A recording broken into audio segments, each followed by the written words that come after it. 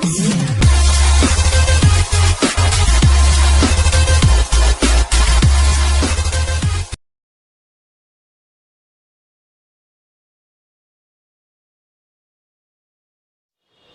আলাইকুম প্রিয় শিক্ষার্থী, ডব্লিউএস কোশ্চেনের লেসন 3A তোমাদের সবাইকে স্বাগত জানাচ্ছি। আজ আমরা হুজ এর ব্যবহার নিয়ে আলোচনা করব। চলো শুরু করা যাক। আমরা প্রথমে একটি স্টেটমেন্ট দেখব। দেখো, বলা আছে Reshma loves her school. Reshma তার বিদ্যালয়কে ভালোবাসে। দেখো, Reshma loves her school. Reshma তার বিদ্যালয়কে ভালোবাসে। আমরা যদি এই অংশটুকে বাদ দিই তাহলে দেখো বাক্যটার অর্থ কেমন হয়। রেশমা লাভ স্কুল। রেশমা লাভ স্কুল। রেশমা স্কুলকে ভালোবাসে। এখানে তাহলে তোমরা কি জানতে চাবে? তোমরা জানতে চাবে রেশমা কার স্কুলকে ভালোবাসে। রেশমা কার স্কুলকে ভালোবাসে। কার স্কুল। কার স্কুল বা বিদ্যালয়।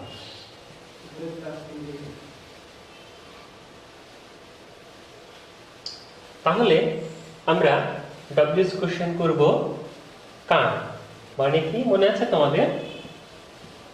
Whose school. তাহলে আমরা ডব্লিউএস কোশ্চেনটা গঠন করি। প্রথমে আসবে, আমরা জানি ডব্লিউএস ওয়ার্ড অর্থাৎ whose school.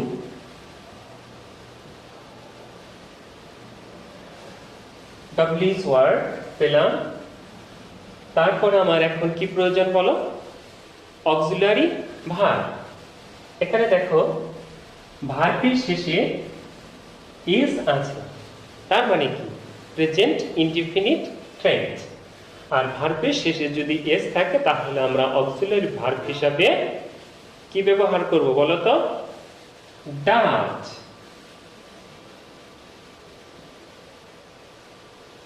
Whose school does. এবার আমার কি প্রয়োজন?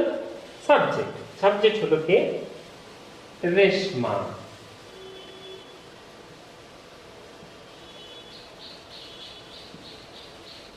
রেশমা। তারপরে কি লাগে বলো? Verb, main verb. দেখো, তাহলে Reshma loves her school. Reshma তার বিদ্যালয়কে ভালোবাসে। এর ডব্লিউএস কোশ্চেনটা হলো হুজ স্কুল ডাজ রেশমা লাভ। রেশমা কার বিদ্যালয়কে ভালোবাসে। আমরা যদি এর স্ট্রাকচারটা দেখতে চাই তাহলে দেখো কেমন হয়।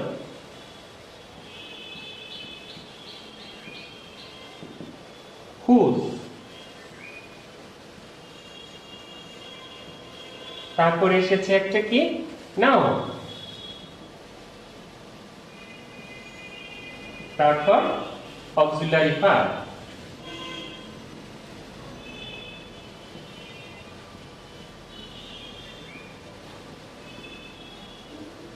Plus subject.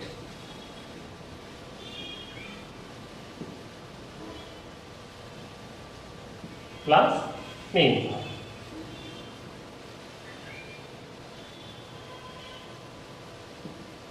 তাহলে দেখো আমরা হুজ দ্বারা ডব্লিউএস কোশ্চেন গঠনের স্ট্রাকচারটা পেলাম।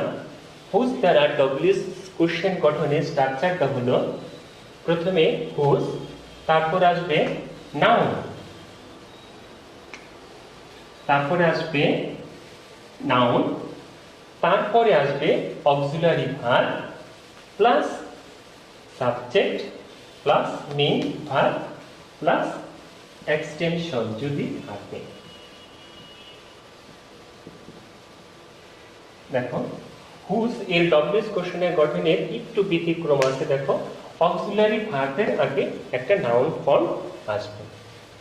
তাহলে আমরা দেখলাম ডব্লিউএস হুজ দ্বারা ডব্লিউএস কোশ্চেন গঠনের স্ট্রাকচারটা হলো হুজ এর পরে একটা নাউন আসবে, তারপর অক্সিলারি ভার্ব, তারপর সাবজেক্ট, মেইন ভার্ব এবং এক্সটেনশন। এবার আমরা আরেকটি স্টেটমেন্ট দেখব।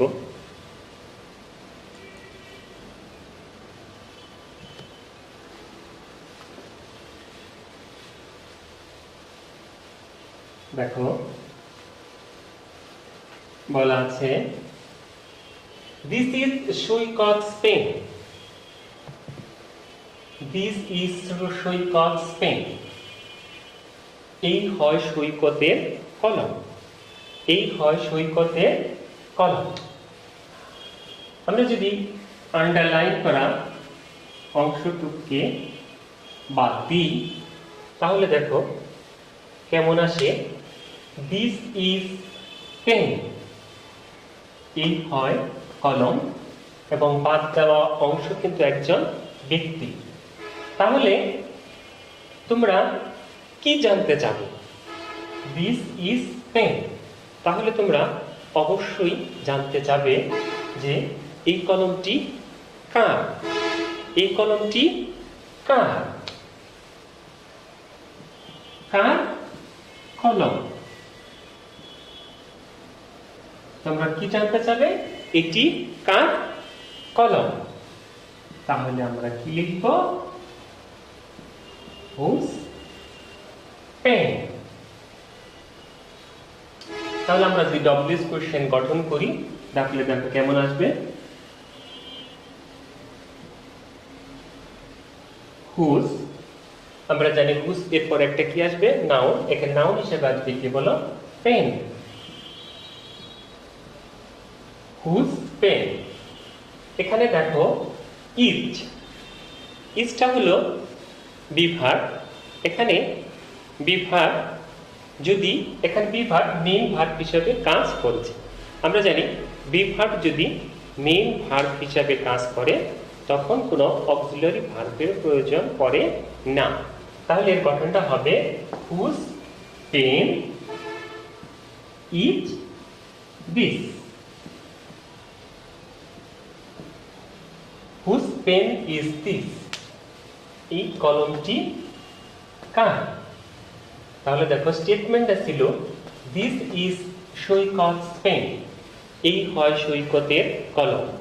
আমরা এর ডব্লিউএস কোশ্চেন গঠনটা করলাম হুজ পেন ইজ দিস, এই কলমটি কার। আমরা আরেকটি স্টেটমেন্ট দেখব।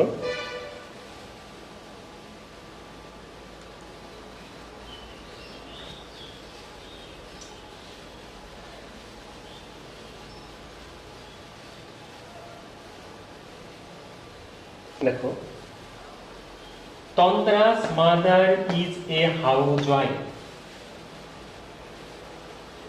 তন্দ্রার মা একজন গৃহিণী, তন্দ্রার মা একজন গৃহিণী। তাহলে আমরা যদি এই আন্ডারলাইন করা অংশটুকুকে বাদ দিই তাহলে হয় মাদার ইজ এ হাউসওয়াইফ, মা একজন গৃহিণী।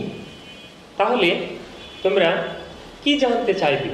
তোমাদের জানার ইচ্ছাটা কি? তোমাদের জানার ইচ্ছাটা নিশ্চয়ই কার মা একজন গৃহিণী, কার মা একজন গৃহিণী, কার মা, কার মা।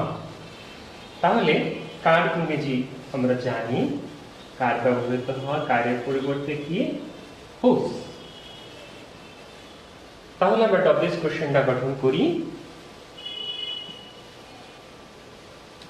হুজ। তারপর আমরা জানি যে হুজ এর গঠনে হুজ এর পরে একটা কি আসে, নাউন আসে। এখানে আসবে কে, mother.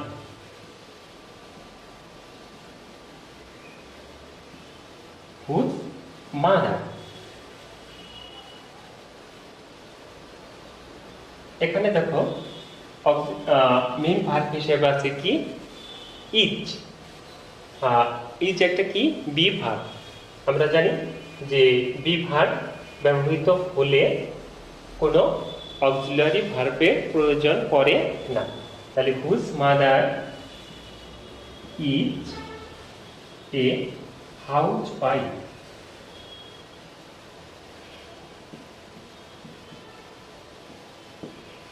Whose mother is a house wife.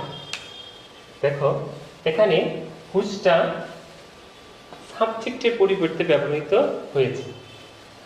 সাবজেক্টের পরিবর্তে যদি ব্যবহৃত হয় তাহলে আমরা জানি যে সাবজেক্টটার পরিবর্তে ডব্লিউএস ওয়ার্ডটা ব্যবহৃত হয় এবং বাকি অংশ একই থাকে। আমরা আরেকটি স্টেটমেন্ট দেখব।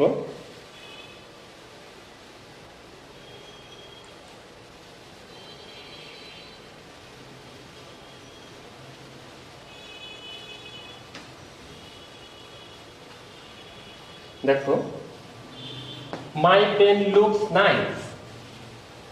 আমার কলম দেখতে সুন্দর। My pen looks nice. আমার কলম দেখতে সুন্দর। আমরা যদি এই অংশটুকুকে বাদ দিই তাহলে দাঁড়ায় পেন লুকস নাইস, কলম দেখতে সুন্দর। তাহলে আমরা কি জানতে চাব? আমরা নিশ্চয়ই জানতে চাব যে কার কলমটি দেখতে সুন্দর, কার কলমটি দেখতে সুন্দর। তাহলে আমরা কি দ্বারা ডব্লিউএস কোশ্চেন গঠন করব? আমরা হুজ দ্বারা ডব্লিউএস কোশ্চেন গঠন করব। লিখব হুজ। আমরা জানি হুজ এর পরে একটা কি আছে, নাউন। এখানে নাউন হিসেবে কি আসবে, পেন। হুজ পেন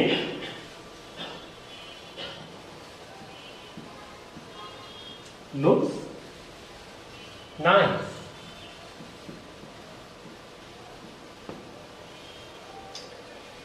দেখো আমরা বলেছিলাম যে হুজ এর গঠনটা হলো হুজ এর পরে একটা নাউন থাকবে এবং তারপরে অক্সিলারি ভার্ব থাকবে, কিন্তু এখানে হুজটা সাবজেক্টের পরিবর্তে ব্যবহৃত হচ্ছে।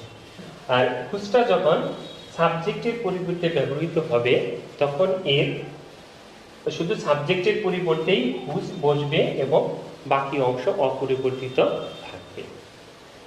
প্রিয় শিক্ষার্থী, তাহলে আজ আমরা কি শিখলাম? আমরা দেখলাম যে যদি কোনো শব্দ দ্বারা কার বা অধিকার, মালিকানা বোঝায় তাহলে হুজ দ্বারা ডব্লিউএস কোশ্চেন গঠন করতে হয়।